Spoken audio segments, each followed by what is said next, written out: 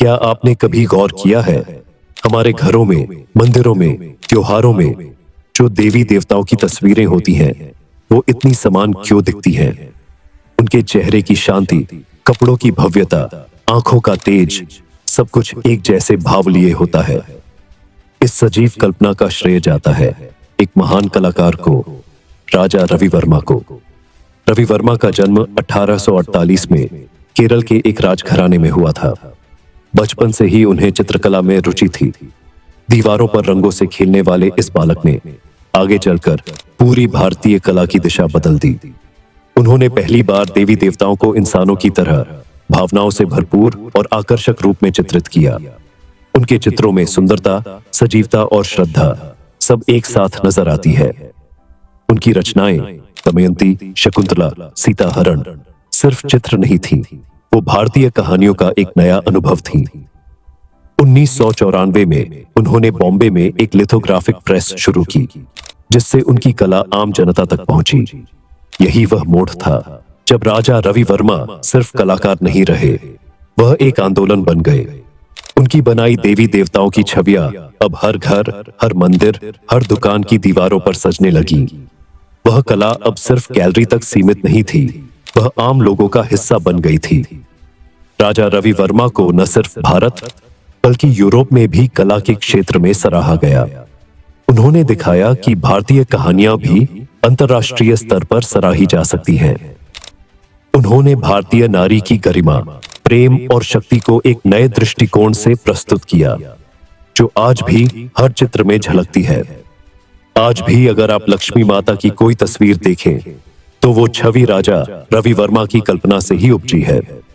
मैंने भी कोशिश की है कि उनकी एक रचना को आधुनिक रूप में फिर से प्रस्तुत कर सकूं।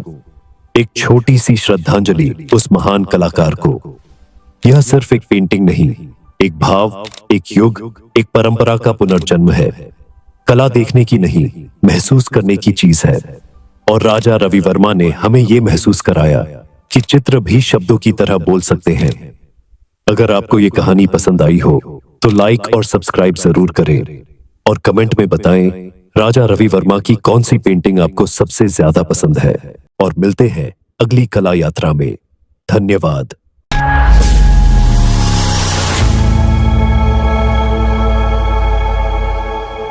क्या आपने कभी गौर किया है, हमारे घरों में, मंदिरों में, त्योहारों में जो देवी देवताओं की तस्वीरें होती हैं, वो इतनी समान क्यों दिखती हैं? उनके चेहरे की शांति, कपड़ों की भव्यता, आंखों का तेज, सब कुछ एक जैसे भाव लिए होता है। इस सजीव कल्पना का श्रेय जाता है एक महान कलाकार को, राजा रवि वर्मा को। रवि वर्मा का जन्म 1848 में केरल के एक राजघराने में हुआ था। बचपन से ही उन्हें चित्रकला में रुचि थी। दीवारों पर रंगों से खेलने वाले इस बालक ने आगे चलकर पूरी भारतीय कला की दिशा बदल दी। उन्होंने पहली बार देवी देवताओं को इंसानों की तरह भावनाओं से भरपूर और आकर्षक रूप में चित्रित किया।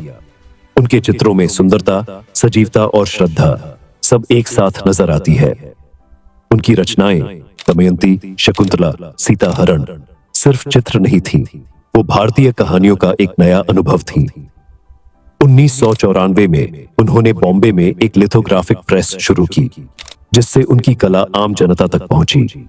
यही वह मोड़ था जब राजा रवि वर्मा सिर्फ कलाकार नहीं रहे, वह एक आंदोलन बन गए। उनकी बनाई देवी देवताओं की छवियां अब हर घर, हर मंदिर, हर दुकान की दीवारों पर सजने लगी। वह कला अब सिर्फ गैलरी तक सीमित नहीं थी, वह आम लोगों का हिस्सा बन गई थी। राजा रवि वर्मा को न सिर्फ भारत बल्कि यूरोप में भी कला के क्षेत्र में सराहा गया।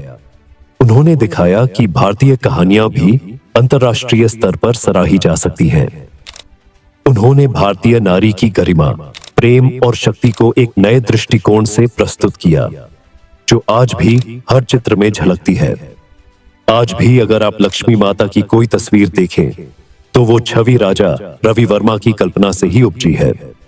मैंने भी कोशिश की है कि उनकी एक रचना को आधुनिक रूप में फिर से प्रस्तुत कर सकूं। एक छोटी सी श्रद्धांजलि उस महान कलाकार को। यह सिर्फ एक पेंटिंग नहीं, एक भाव, एक युग, एक परंपरा का पुनर्जन्म है। कला देखने की नहीं, महसूस करने की चीज है। और राजा रवि वर्मा ने हमें ये महसूस कराया कि चित्र भी शब्दों की तरह बोल सकते हैं। अगर आपको ये कहानी पसंद आई हो तो लाइक और सब्सक्राइब जरूर करें और कमेंट में बताएं राजा रवि वर्मा की कौन सी पेंटिंग आपको सबसे ज्यादा पसंद है। और मिलते हैं अगली कला यात्रा में। धन्यवाद।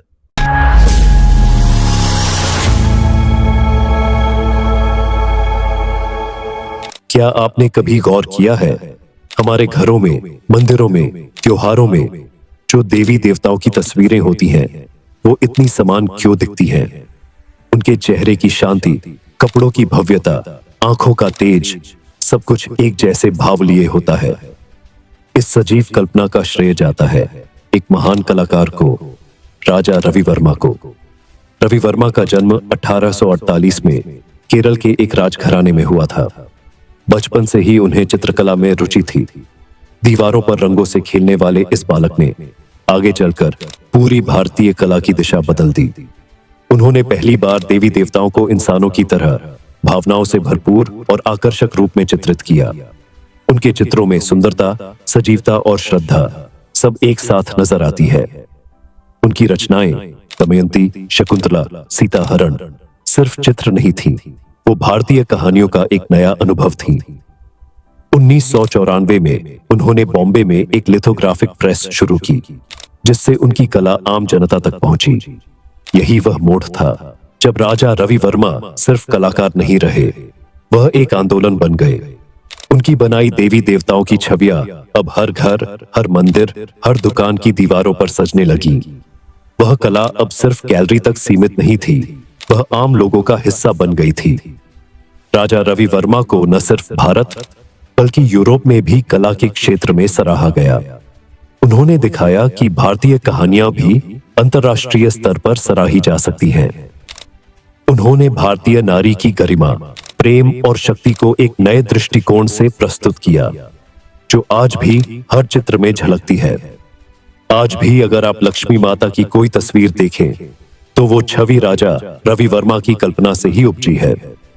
मैंने भी कोशिश की है कि उनकी एक रचना को आधुनिक रूप में फिर से प्रस्तुत कर सकूं। एक छोटी सी श्रद्धांजलि उस महान कलाकार को। यह सिर्फ एक पेंटिंग नहीं, एक भाव, एक युग, एक परंपरा का पुनर्जन्म है। कला देखने की नहीं, महसूस करने की चीज है।